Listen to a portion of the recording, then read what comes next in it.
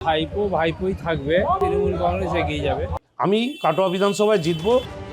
ক্ষমতার জন্য আত্মীয়ে আত্মীয়ে লড়াই চলছে সেই মহাভারতের কুরুক্ষেত্র থেকে এবারের বিধানসভা ভোটে পূর্ব বর্ধমানের কাটোয়াও যেন একরকম কুরুক্ষেত্রই। এখানে লড়াই কাকা ভাইপোর। এই কেন্দ্রে তৃণমূলের প্রার্থী 6 বারের বিধায়ক রবীন্দ্রনাথ চট্টোপাধ্যায়।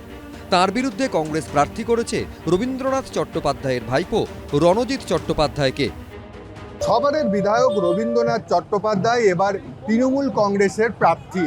এবারে যদি তিনি জয়লাভ করেন তাহলে 7 বারের বিধায়ক হবে। তবে এই জয়ের পথে বেশ কয়েকটি বাধা কিন্তু রয়েছে। প্রথমত রয়েছে বিজেপি এবং দ্বিতীয় যে বাধা, সেই বাধা হচ্ছে তার ভাইপো। 1996 থেকে 2011 সাল পর্যন্ত কংগ্রেসের টিকিটে টানা 4 বার বিধায়ক হন রবীন্দ্রনাথ চট্টোপাধ্যায়। 2016 সালে তিনি তৃণমূল কংগ্রেসে যোগ দেন। 2016 ও 2021 পরপর 2 বার তৃণমূলের টিকিটে জয়ী হন।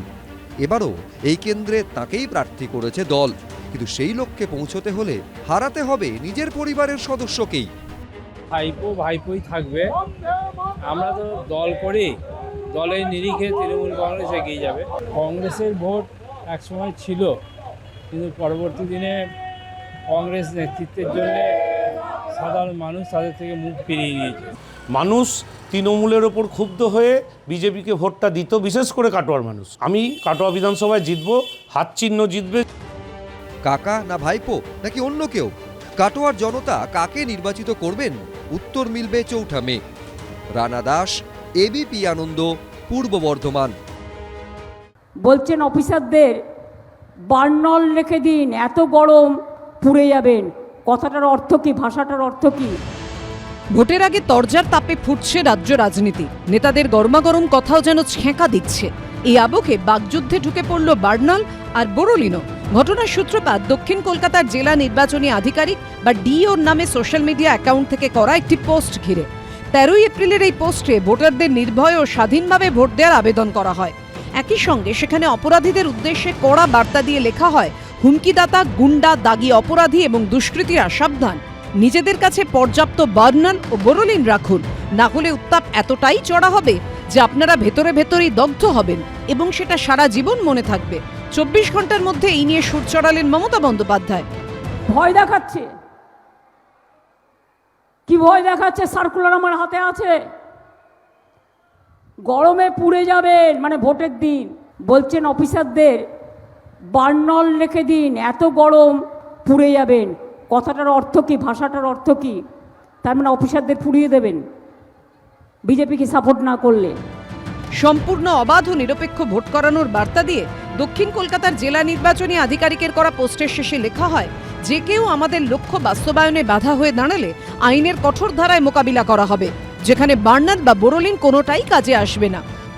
ভোটারদেরকে এটা কনফিডেন্স দিতে চাইছি কি we are here and we are committed. We want to give them that confidence and that's why it is done. যদিও মঙ্গলবার পিংলা ও তমলুকের সভা থেকে এই নিয়ে তীব্র প্রতিক্রিয়া দেন মমতা বন্দ্যোপাধ্যায়। বার্নালের মোকাবিলায় আইসক্রিমের দাওয়াই দেন তৃণমূল নেত্রী। কাদের এত ভয় দেখাচ্ছেন?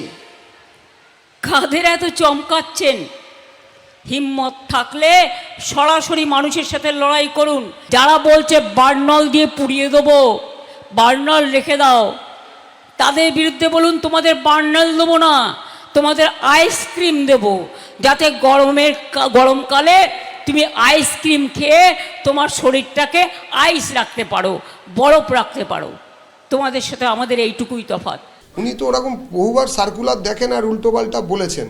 মোদি বাবু মনে আছে, 3 দিন সময় দিলাম, 500 টাকার নতুন নোট বদলে দিতে হবে, কি সব কাঁপা কাঁপা গলায় বলেছিলেন। তারপরে দেখা গেল ওনার দলের সবাই ঘুষও নিচ্ছে, কাটবানিও নিচ্ছে নতুন 500 টাকায়।